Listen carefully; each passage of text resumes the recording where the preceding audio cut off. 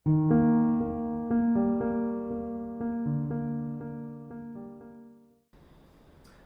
Students, आज हम discuss करने जा रहे हैं अपने इस लेक्चर में सेल्स और बैटरीज को, जो कि एक प्योरली थ्योरेटिकल टॉपिक है। लेकिन सीबीएसई ने जो कंटेंट हमें दिया है हम उसको पूरी तरह से आज डिस्कस करेंगे। तो देखिए, जो सेल हम डिस्कस करने जा रहे हैं बेसिकली वो हम दो कैटेगरी में डिवाइड करेंगे। Number one is electrolytic cell and electrochemical cell. देखिए, इलेक्ट्रोलिटिक क्या है? इलेक्ट्रोलिटिक सेल्स वो सेल होते हैं जो इलेक्ट्रिकल एनर्जी को किस में कन्वर्ट कर रहे हैं? केमिकल में। Which convert electrical energy into chemical energy. Right, चलिए, बहुत अच्छी बात है। इलेक्ट्रिकल को केमिकल में कन्वर्ट कर रहे हैं, यानी जब हम अपने मोबाइल की बैटरी को चार्जिंग पे लगा देते हैं ना, तो उस दौरान जो हम एक्सटर्नल इलेक्ट्रिकल एनर्जी दे रहे हैं वो मोबाइल के अंदर धीरे धीरे केमिकल एनर्जी की फॉर्म में स्टोर होती है। कितना चार्ज देने से कितनी एनर्जी, कितना मास, ये सब आप फैराडेज लॉ ऑफ इलेक्ट्रोलिसिस में पढ़ चुके हैं, जिसके लिए आप लेक्चर देख सकते हैं। सेकंड सेल होता है इलेक्ट्रोकेमिकल सेल। इलेक्ट्रोकेमिकल, जिसको आप गैल्वेनिक सेल भी कहते थे, जो कि बेसिकली केमिकल एनर्जी को कन्वर्ट करता है। Chemical energy convert into electrical energy. जी हाँ, देखिए, जब आप मोबाइल की बैटरी यूज कर रहे हैं, जब आप मोबाइल को यूज कर रहे हैं, तो उस समय उसके अंदर जो भी केमिकल एनर्जी है उसको आप इलेक्ट्रिकल आउटपुट में यूज कर पा रहे हैं। तो उस समय जब यूज कर रहे हैं मोबाइल तो इलेक्ट्रोकेमिकल, और जब उसको चार्जिंग पे लगा दिया है तो इलेक्ट्रोलिटिक सेल। तो इसी कश्मकश में कि कभी वो चार्जिंग तो कभी डिस्चार्जिंग, हम सेल्स को दो कैटेगरी में डिवाइड करेंगे, चार्जिंग और ये तो हो गया डिस्चार्जिंग। तो हम अपने सेल्स को अब हम डिस्कस करने जा रहे हैं प्राइमरी सेल में, प्राइमरी सेल, सेकेंडरी सेल, और एक अलग कैटेगरी है फ्यूल सेल, इसको भी डिस्कस करेंगे। प्राइमरी में जो हमें पोर्शन दिया जाता है, दैट इज जो हमारे सिलेबस में होता है, number one is dry cell, सूखा सेल, जिसको प्यार से लेंची सेल भी कहते हैं, Leclanche cell, right. And the second primary cell is mercury cell. This is also called Ruben Mallory cell. Mercury cell is also primary cell, जो कि बड़ा ही छोटा सा बटन सेल होता है। सेकेंडरी सेल में जो हम डिस्कस करने जाएंगे वो है lead accumulator cell. Lead accumulator cell, जो कि हमारी एक बहुत ही 12 वोल्ट की बैटरी जो गाड़ियों में यूज की जाती है। और nickel cadmium cell, nickel cadmium cell.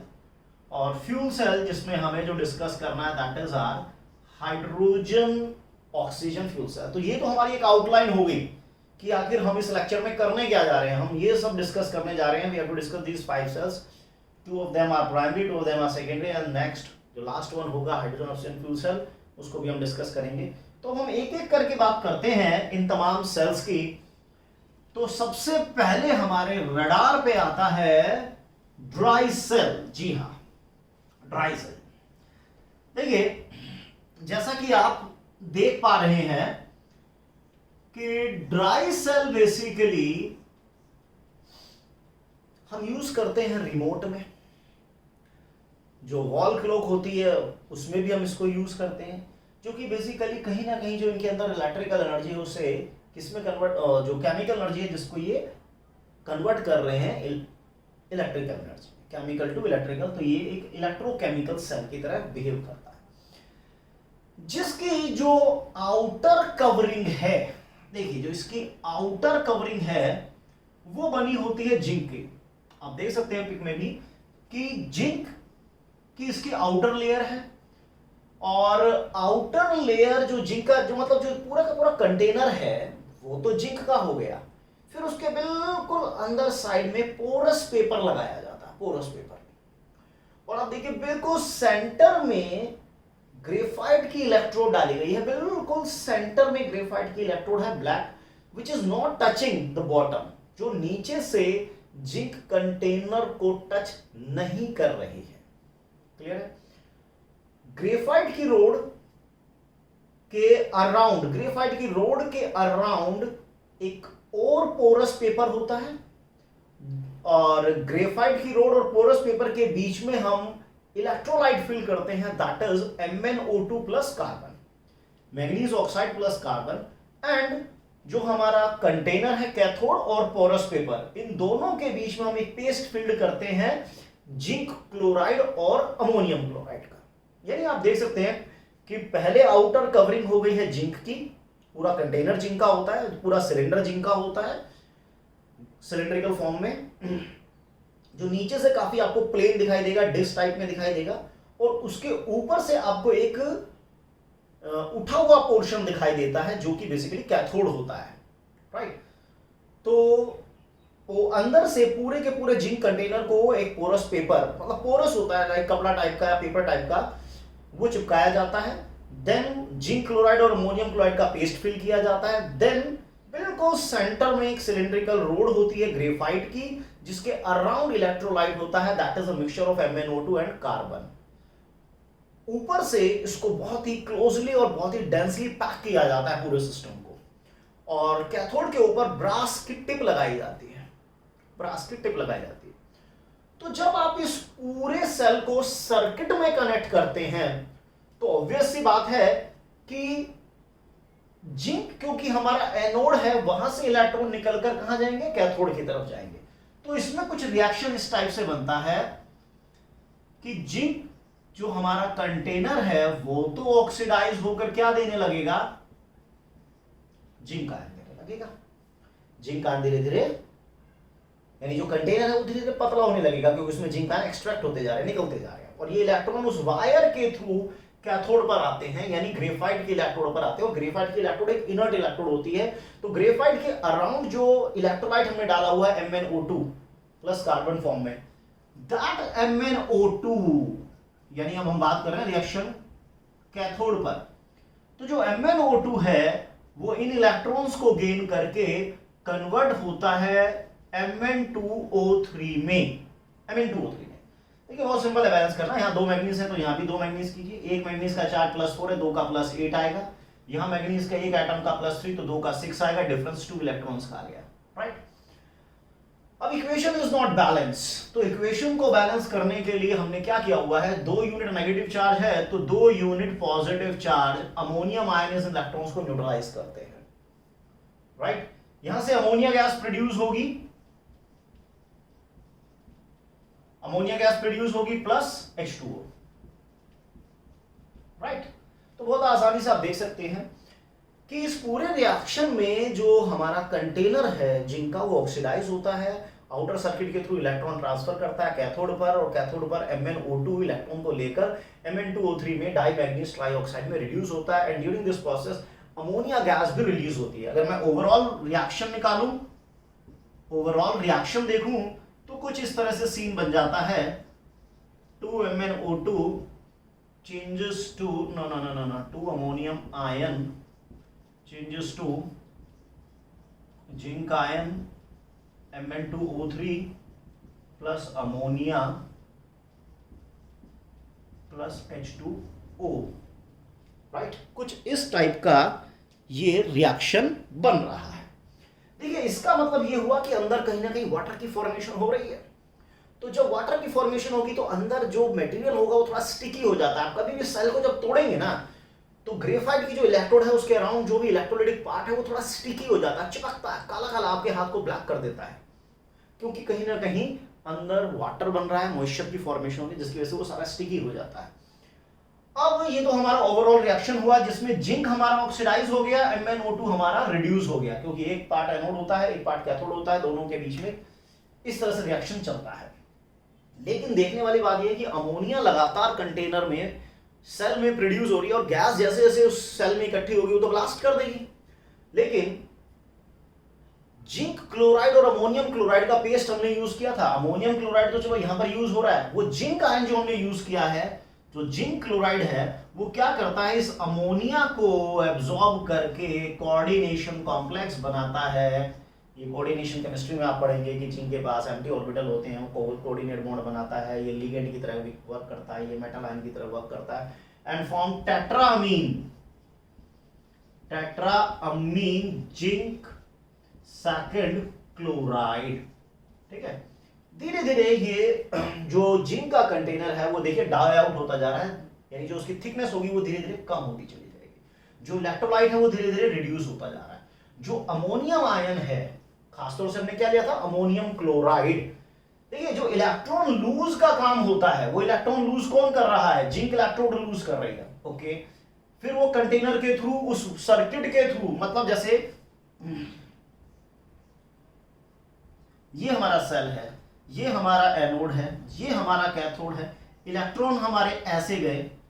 अब यहां पर क्या होता है, जिंक आयन भी बन रहे हैं, अमोनियम आयन भी बन रहे हैं। अब वो इलेक्ट्रॉन जिंक आउटर सर्किट के थ्रू भी जा सकते हैं कैथोड पर, ऐसे ना, आउटर इसने इलेक्ट्रॉन लूज किया और आउटर सर्किट के थ्रू यहां पर इस तरह से रिड्यूस हो गए। लेकिन जब ये जिंक आयन इधर आएगा, अंदर ही अंदर जब जिंक आयन एक्युमुलेट होगा, तो इलेक्ट्रॉन को अंदर ही अंदर, ये अमोनियम आयन भी इलेक्ट्रॉन को अंदर ही अंदर लेकर अमोनिया गैस प्रोड्यूस कर सकता है। ये अमोनियम आयन भी इलेक्ट्रॉन को, मतलब मैं ये कहूं कि 100% इलेक्ट्रॉन यहां जा रहे हैं ऐसा नहीं होगा, कुछ परसेंट में इलेक्ट्रॉन अंदर भी डाई आउट होता रहता है, जिसकी वजह से अगर आप इस सर्किट में इसको यूज भी नहीं कर रहे ना, तब भी इसका पोटेंशियल धीरे धीरे डिक्रीज होता है। वैसे इसका पोटेंशियल है अराउंड 1.25 से लेकर 1.5 वोल्ट के बीच में, लेकिन जब ये सेल वर्क नहीं करता तो भी धीरे धीरे डाई आउट होता रहता है, पोटेंशियल रिड्यूस होकर इसका 1.25 तक ही आ जाता है। तो ये सीन है, anode zinc, cathode carbon, graphite, electrolytic part and this is the overall reaction. तो जो भी अमोनिया प्रोड्यूस होती है उसको अमोनिया एब्जॉर्ब कर लेता है बहुत इजीली एंड प्रिवेंट, जो जिंक आयन है बेसिकली वो क्या करता है, प्रिवेंट कर देता है इसके ऑक्सीडेशन, अमोनिया गैस जो भी लिबरेट हो रही है उसको एब्जॉर्ब करके उसके प्रेशर को मिनिमाइज कर देता है, उसका वो प्रेशर डेवलप ही नहीं होने देता, जिससे कि वो सेल के इंटरनली इतना प्रेशर बना सके कि वो सेल को ही ध्वस्त कर दे, उड़ा सके, हो नहीं पाता। राइट, सो ये तो हमने डिस्कस किया अभी ड्राई सेल। अब हम इसमें डिस्कस करते हैं mercury cell, which is another primary cell.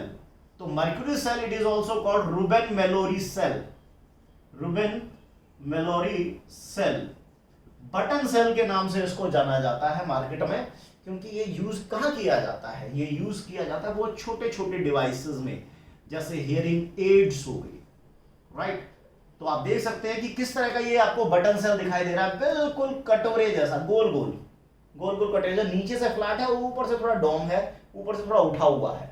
Right, hearing aid में और वॉचेस वगैरह में, जिसकी बहुत लॉन्ग लाइफ होती है, चलता रहता, खत्म ही नहीं होता।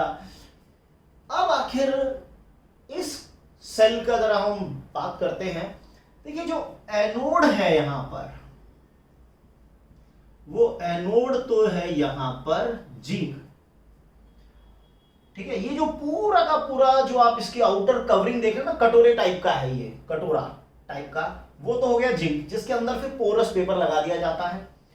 बिल्कुल सेंटर में ग्रेफाइट की कैथोड होती है, जिसके अराउंड इलेक्ट्रोलाइट का पेस्ट डालते हैं हम, और वो इलेक्ट्रोलाइट का पेस्ट क्या है, that is KOH plus mercuric oxide.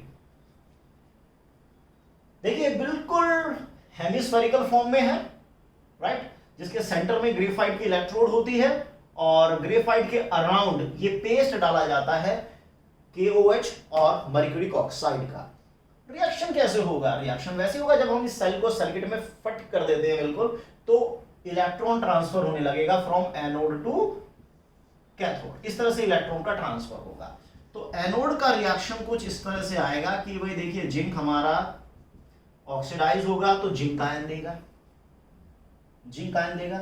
Zinc ion कहां आ गए, इलेक्ट्रोलाइटिक पार्ट में आ गए, जहां पे OH होगा और जिंक बेसिकली यहां पर ऑक्सीडाइज हो रहा है एंड फॉर्म जिंक ऑक्साइड। और क्योंकि जिंक 0 से +2 में जा रहा है तो 2 इलेक्ट्रॉन, अब 2 इलेक्ट्रॉन अगर राइट में आ गए तो 2 OH आयन भी राइट में दिखाने पड़ेंगे। 2H आयन भी तो राइट में दिखाने पड़ेंगे ताकि चार्ज को आप बैलेंस कर सको, because medium is basic medium में चार्ज को OH के थ्रू बैलेंस किया जाता है, और बची कुची कसर अगर रह जाएगी तो वाटर पूरी कर दिएगा। अब कैथोड पर जब ये इलेक्ट्रॉन आए तो जो मर्क्यूरिक ऑक्साइड है हमारा, वो इन इलेक्ट्रॉन को गेन करके कन्वर्ट होता है मर्क्यूरी में। मर्क्यूरी तो नॉर्मल टेम्परेचर लिक्विड फॉर्म में ही होता है, तो मर्क्यूरिक ऑक्साइड रिड्यूस होकर मर्क्यूरिक ऑक्साइड दे रहा है, +2 से 0 फॉर्म में जा रहा है। लेफ्ट में -2 चार्ज है तो राइट में भी 2- चार्ज होना चाहिए। इक्वेशन को बैलेंस करने के लिए लेफ्ट में वाटर मॉलिक्यूल आ गया है। ओवरऑल रिएक्शन देखें तो जिंक प्लस मर्क्यूरिक ऑक्साइड जो रिड्यूस हो रहा है, changes to mercury plus zinc oxide. देखिए इसमें इलेक्ट्रॉन से इलेक्ट्रॉन, वाटर से वाटर, OH से OH सब उड़ गए। यहां पर कोई भी आयोनिक टर्म इन्वॉल्व ही नहीं हुई है। यहां पर पूरी ओवरऑल रिएक्शन में कोई भी आयोनिक टर्म इन्वॉल्व नहीं हुई। तो अगर मैं इसका एक नस्ट इक्वेशन लिखूं तो that will be equal to E is equal to E0 minus 0.059/2 log of product upon reactant. सब कुछ सॉलिड लिक्विड चल रहा है तो 1, तो E is equal to E0। इसका मतलब क्या है कि इस तरह के सेल में कहीं पर भी ओवरऑल इक्वेशन में आप देखिए आयनिक टर्म इन्वॉल्व ही नहीं हुई है, तो इसकी EMF कांस्टेंट होती है। तो इन सेल की खास बात क्या होती है कि mercury cell has constant, mercury cell have constant EMF as the overall equation do not involve any ionic term। इसमें कोई भी आयनिक टर्म इन्वॉल्व ही नहीं की, इसलिए इसकी EMF कांस्टेंट होती है। आप देख सकते हैं क्योंकि नस्ट इक्वेशन हमें बताती है ना कि how does EMF of the cell vary with concentration. यहाँ पे कंसंट्रेशन पार्ट को चेंज ही नहीं आता क्योंकि कोई आयनिक टर्म इन्वॉल्व ही नहीं हो रही। तो ये बहुत अच्छा सेल है, बहुत छोटा है, काम भी बहुत बड़े कर रहा है, लेकिन इसके साथ समस्या क्या है दोस्तों कि आप इसको अगर यूज करके ऐसे ही फेंक देते हैं तो बहुत प्रॉब्लम हो सकती है, क्योंकि इसके अंदर मर्क्यूरी होता है जो कि एक बहुत ही हैवी मेटल है और कार्सिनोजेनिक मेटल है।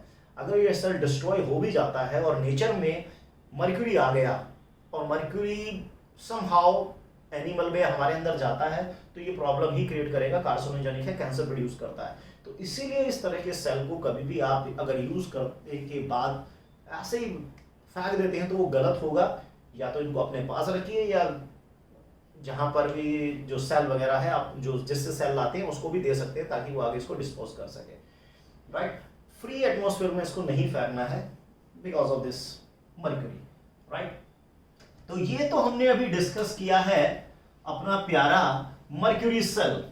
तो अब हम बात करते हैं सेकेंडरी सेल की, और सेकेंडरी सेल में बात आती है सबसे पहले लेड एक्यूमुलेटर सेल की, जो कि हमारी गाड़ियों में, हमारे ऑटोमोबाइल्स में, कार में आप जो देखते हैं ना बैटरी, स्कूटर में जो बैटरी, कार बैटरी, वो 12 वोल्ट की लंबी चौड़ी जो बैटरी लगी होती है, that is lead accumulator cell. लेकिन हम उसको सेल क्यों बोल रहे हैं, फिर बैटरी बोलना चाहिए हमें। तो वही बात हो जाती है, ये बेसिकली बैटरी है, लेकिन जब हम सेल को सीरीज में कनेक्ट कर देते हैं तो जैसे 2 वोल्ट का एक सेल है और 6 सेल को हमने सीरीज में कनेक्ट कर दिया तो then we get 12 volt battery. तो बैटरी बेसिकली यू नो कि it is a collection of cell, combination of cell in series, that is called battery. तो अब हम बात करते हैं, क्योंकि एक सेकेंडरी सेल है, यूज एंड पहले यूज होगा, डिस्चार्ज होगा, फिर चार्ज कर देंगे, फिर चार्ज कर देंगे, डिस्चार्ज होगा, ऐसे ही इसका मल्टीपल टाइम्स को यूज करते हैं, लॉन्ग लाइफ होते हैं। प्राइमरी सेल में ये प्रॉब्लम थी कि उनको चार्ज नहीं कर सकते क्योंकि रिएक्शन उनमें इरिवर्सिबल होते थे। तो use and throw type category में आते थे हमारे प्राइमरी सेल, जो इससे पहले हमने लेक्लेंची और मर्क्यूरी सेल पढ़ा था। अब जो लेड एक्यूमुलेटर सेल है वो कुछ इस टाइप से है, जो कि एक काफी लंबी चौड़ी है, जिसमें आप देख सकते हैं कि जो एनोड है हमारी वो लेड की होती है। राइट, और कैथोड जो है हमारा वो भी लेड का ही होता है, but it is coated with lead oxide. होता वो भी लेड है लेकिन उसके ऊपर लेड ऑक्साइड की एक कोटिंग कर दी जाती है, स्पॉन्जी कोटिंग कर दी जाती है लेड ऑक्साइड की।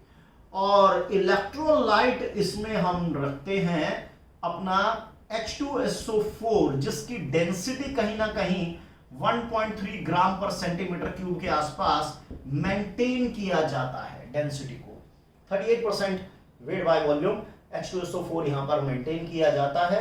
एनोड है हमारा लेड, कैथोड हमारा lead oxide and this is our electrolyte. तो आप देखते हैं बिग हैवी बैटरी है जिसमें alternate anode cathode anode cathode anode cathode होते हैं। सभी एनोड को एक साथ क्लब किया हुआ है, सभी कैथोड को एक साथ क्लब किया हुआ है, एक एनोड बन गया, कैथोड बन गया। क्योंकि ये चार्ज और डिस्चार्ज दोनों होती है, तो हम बात करते हैं पहले इसकी जरा डिस्चार्जिंग की। बात करते हैं इसकी डिस्चार्जिंग की कि जब ये डिस्चार्ज होगा तो क्या होगा, क्योंकि चार्जिंग में तो हमें इक्वेशन को रिवर्स करना है, एक्सटर्नल पोटेंशियल लगा देना है इसके पोटेंशियल से ज्यादा, ताकि वो रिएक्शन को रिवर्स कर सके। देखिए एनोड हमारी ऑक्सीडाइज होना शुरू होती है, ठीक है, एनोड हमारा ऑक्सीडाइज होना शुरू होता है कुछ, और जब लेड हमारा ऑक्सीडाइज होता है तो डेफिनेटली वो लेड आयन ही बनाएगा, राइट। लेड आयन जैसे ही सॉल्यूशन में आएंगे, सॉल्यूशन में इनका स्वागत कौन करेगा, पॉजिटिव का स्वागत तो नेगेटिव ही करता है ना, लेड सल्फेट बन जाता है।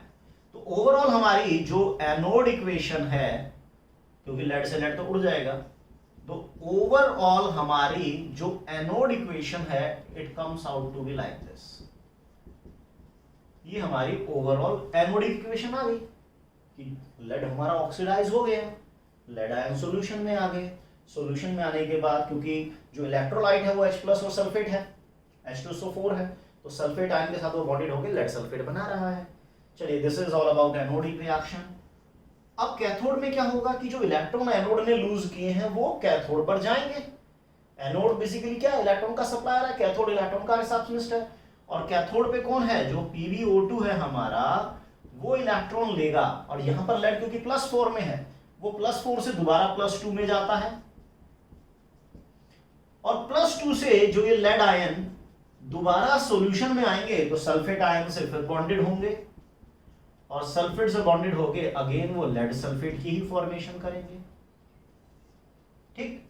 तो एनोड ने इलेक्ट्रॉन दिए, कैथोड ने इलेक्ट्रॉन लिए और लेड आयन में कन्वर्ट हो गया। अब क्योंकि मीडियम पूरा का पूरा एसिडिक है ना, तो चार्ज दोनों तरफ बैलेंस होना चाहिए। यहाँ +2 है तो it should be +2, left hand side में भी +2 होना चाहिए, तो HN एसिडिक मीडियम में जितना ऑक्सीजन है उतने water molecule right hand side पे आ गए।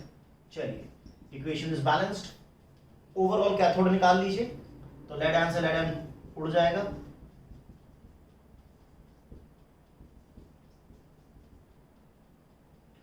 सल्फेट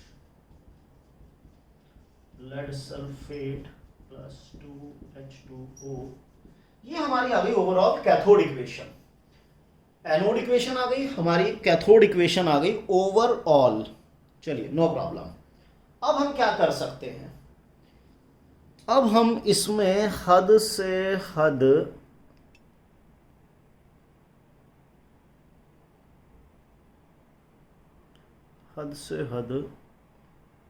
इसको थोड़ा सा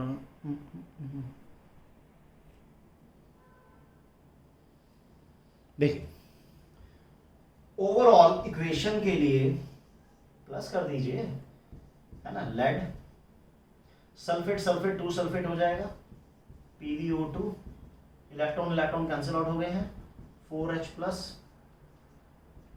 सल्फेट सल्फेट 2 सल्फेट हो गया है, changes to 2PbSO4 +2H2O, right. तो अब देखिए H आयन और सल्फेट आयन, तो यहां पर ये हमारा एनोड है, ये हमारा कैथोड है, और ये हमारा इलेक्ट्रोलाइट था। ये सब का सब किस में कन्वर्ट हो गया है, ये सारा का सारा लेड सल्फेट में कन्वर्ट हो गया। मींस हमारा एनोड भी धीरे धीरे खत्म हो रहा है, हमारा कैथोड भी धीरे धीरे खत्म हो रहा है, एनोड भी खत्म हो रहा है, कैथोड भी खत्म हो रहा है, इलेक्ट्रोलाइट भी खत्म हो रहा है। और जैसे ही एक डेंसिटी डिक्रीज होके अराउंड 1.1 या 1.2 के आसपास आने लग जाती है, तो बैटरी चार्जिंग मांगने लग जाती है कि भाई अब बैटरी को हमें दोबारा चार्ज करना पड़ेगा, वरना ये पूरी तरह से डिस्चार्ज हो जाएगी, ठीक। सो अब हमें जब इसको चार्जिंग पे लगाते हैं तो कुछ इस टाइप का रिएक्शन आपको देखने को मिलेगा, जिसमें रिएक्शन रिवर्स हो गई, क्योंकि आपने एक्सटर्नल पोटेंशियल लगा दिया। एक्सटर्नल पोटेंशियल लगाया तो ये इक्वेशन अब रिवर्स हो जाएगी, यानी जो लेड सल्फेट है वो धीरे धीरे किस में कन्वर्ट होगा, लेड में। यानी फिर से जो एनोड जो धीरे धीरे बेचारी पहले पतली होती जा रही थी और वो धीरे धीरे फिर से ठीक ठाक हो जाएगी। कैथोड पे भी यही हाल था कि जो PbO2 था वो धीरे धीरे डिक्रीज होता जा रहा था, वो लेड में, लेड सल्फेट में वो भी कन्वर्ट होता था, तो फिर वो धीरे धीरे PbO2 की एक लेयर बन जाएगी, इसकी डेंसिटी फिर से बढ़ जाएगी। एक बात तो ये होगी। दूसरा ये हुआ कि इतने सारे रिएक्शन इन्वॉल्व हो रहे हैं, इतने सारे थर्मोडायनेमिकल रिएक्शन इन्वॉल्व होते हैं, तो कुछ पानी इवापोरेट भी हो सकता है, कुछ वाटर का भी अपना इलेक्ट्रोलिसिस हो सकता है।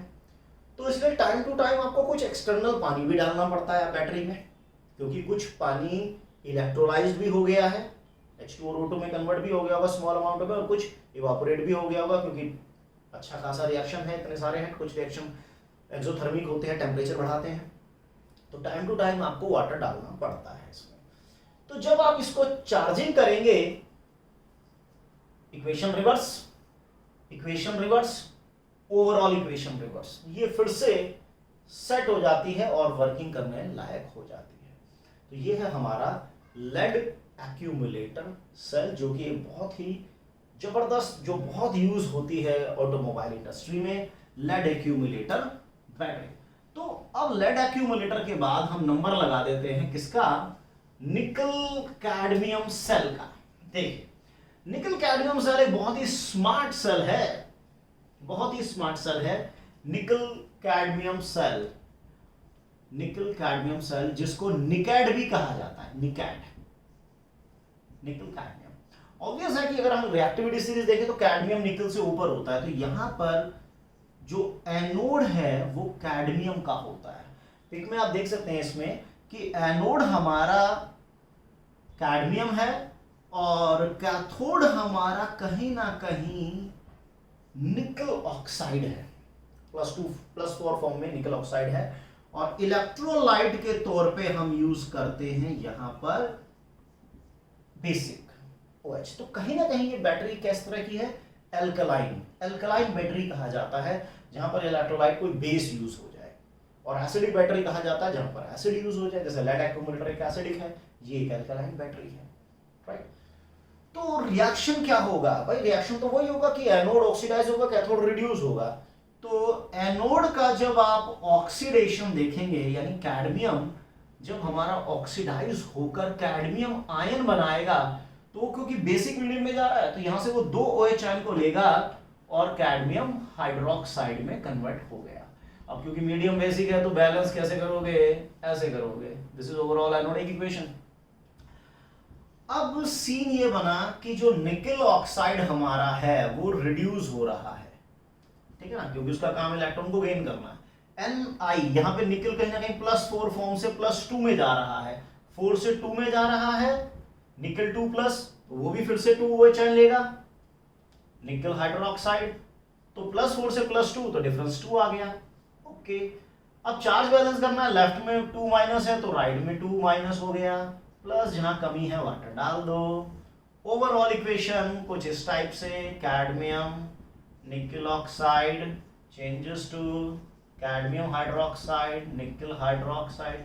यानी यहां पर भी ओवरऑल इक्वेशन आप देखें अगर, तो उस ओवरऑल इक्वेशन में कोई भी आयोनिक टर्म इन्वॉल्व ही नहीं हो रही है, यहां पर कोई भी आयोनिक टर्म इन्वॉल्व नहीं हो रही है, इसलिए इनकी भी एक कांस्टेंट ईएमएफ होती है। ये कहां यूज किए जाते हैं, कैलकुलेटर में। ये बहुत स्मार्ट हैं, ठीक है ना, इनका बहुत ज्यादा यूज किया जाता है कैलकुलेटर में, लॉन्ग लाइफ होते हैं ये भी,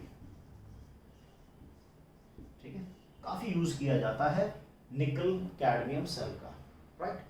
वैसे सीबीएसई लेवल पार्ट पे आपको एनोडिक कैथोडिक ओवरऑल और कौन एनोड है कौन कैथोड है इतना अगर पता है तो माशाल्लाह आपका काम बन जाएगा। तो अब हम आपको लेके चलते हैं स्पेस में, जी हाँ, अब हम आपको स्पेस में लेके चलते हैं, और कौन सा, चलिए अपोलो के थ्रू अब हम स्पेस की सैर करके आते हैं, क्योंकि जो हमारा अब हम जो सेल को डिस्कस करने जा रहे हैं that is called fuel cell. Fuel cell, देखिए fuel is a substance which produce energy after combustion. Fuel क्या है, a substance a substance produce energy after combustion, जो कंबशन के बाद एनर्जी प्रोड्यूस करता है, that is called fuel cell. तो ये एक ऐसा सेल होगा जिसमें जो फ्यूल के कंबशन से जो एनर्जी रिलीज होगी उसे हम इलेक्ट्रिकल एनर्जी में कन्वर्ट करेंगे। मतलब it convert electrical energy, it produce electrical energy from chemical energy, from the energy obtained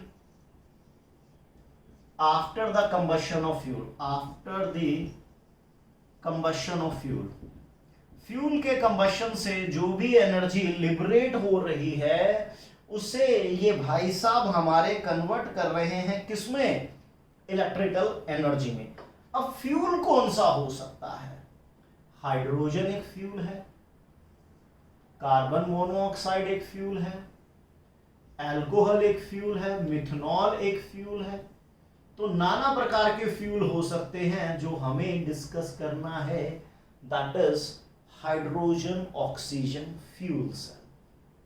hydrogen oxygen fuel cell, आप देखिए इसमें कि एनोड और कैथोड दोनों ही इसमें बेसिकली कार्बन की हैं, दोनों ही एनोड और कैथोड दोनों ही इसमें कार्बन की हैं, जो कि बहुत ही पोरस होता है, बहुत ही पोरस होता है। और उसकी पोरोसिटी को फिल करते हैं हम इसमें बहुत ही मतलब कैटालिटिक सब्सटेंस ऐड करते हैं, लाइक पैलेडियम, प्लैटिनम, इस तरह के कैटालिटिक सब्सटेंस को इन पोर्स में फिल कर दिया जाता है। एनोड और कैथोड दोनों पोरस कार्बन की बनी हुई हैं, जिसमें पैलेडियम और प्लैटिनम जैसे कैटालिस्ट को फिल्ड कर दिया गया है। क्लियर हो गई? तो यहां पर एनोड और कैथोड दोनों ही बेसिकली कार्बन टाइप की इलेक्ट्रोड्स हैं, जिसमें पैलेडियम और प्लैटिनम को फिल्ड कर दिया गया है। और इलेक्ट्रोलाइट है हमारा या तो KOH या NaOH, राइट। अब क्या होगा, जब आप दोनों टर्मिनल से, एनोड से और कैथोड से, एक तरफ हाइड्रोजन और एक तरफ ऑक्सीजन डालते हैं, तो सीन कुछ इस टाइप से बनेगा कि हमारा जो हाइड्रोजन जो एंटर कर रहा है from anodic terminal get oxidized and form H ion, यानी H आयन कहां आ गए, इलेक्ट्रोलाइट के अंदर एंटर कर गए। पहले यहां पर OH आयन है, H आयन और आ गया, अब H और OH कहीं ना कहीं मिलकर पानी बना सकता है। चलो देखते हैं अभी। तो फिलहाल जैसे ही हाइड्रोजन गैस इन पोर्स में से एंटर होती है, जो ये कैटालिस्ट होते हैं वो इलेक्ट्रॉन को कैप्चर करना शुरू कर देते हैं, यानी हाइड्रोजन ऑक्सीडाइज होना शुरू हो जाता है, H आयन सॉल्यूशन में आएगा और इलेक्ट्रॉन वायर के थ्रू फिर कहां जाएगा, कैथोड। और कैथोड पे आप किसे एंटर करा रहे हैं, ऑक्सीजन को। तो जब ऑक्सीजन रिड्यूस होता है, जब ऑक्सीजन हमारा रिड्यूस होता है, तो आप देख सकते हैं जब आप ऑक्सीजन को रिड्यूस करेंगे तो कहीं ना कहीं आप ऑक्सीजन को रिड्यूस करके या तो OH आयन बनाएंगे या वाटर की फॉर्मेशन कर पाएंगे। चलिए मैं OH आयन बनाता हूं, 2 ऑक्सीजन है तो 2 ऑक्सीजन कर देता हूं। यहां पर 1 का चार्ज -2, 2 का -4, यहां 0, तो यहां पर 4 इलेक्ट्रॉन्स आ गए हैं। चार्ज को बैलेंस करना है, इधर -4 है तो इधर भी -4 होना चाहिए, राइट। इधर 4 ऑक्सीजन, इधर 2, तो जहां ऑक्सीजन कमी है वाटर मॉलिक्यूल डाल के बैलेंस कर दीजिए। देखिए बहुत ही सिंपल इक्वेशन है कि हाइड्रोजन ने ऑक्सीजन को लूज किया और इलेक्ट्रॉन को कौन गेन कर रहा है, अब ऑक्सीजन गेन कर रहा है और अपने आप को OH- में कन्वर्ट कर रहा है।